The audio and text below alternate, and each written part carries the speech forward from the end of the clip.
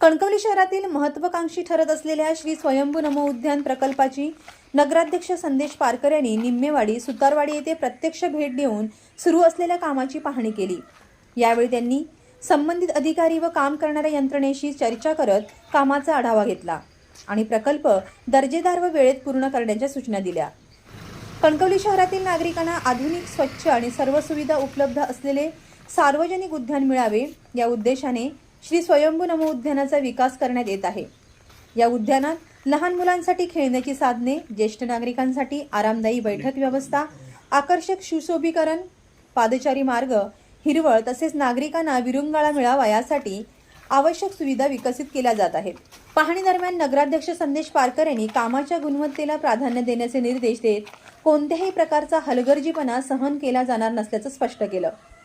प्रकल्पाचे काम नियोजित वेळेत पूर्ण करून हे उद्यान नागरिकांसाठी लवकरात लवकर खुले करण्यासाठी आवश्यक त्या सर्व उपाययोजना करण्यात येतील असेही त्यांनी सांगितले।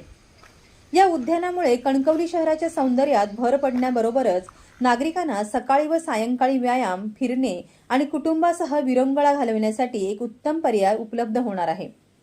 विशेषतः मुलांसाठी सुरक्षित खेळाचे वातावरण आणि ज्येष्ठ नागरिकांसाठी शांत, हिरवागार परिसर उपलब्ध होणार असल्याने या प्रकल्पाबाबत नागरिकांमध्ये उत्सुकता आहे।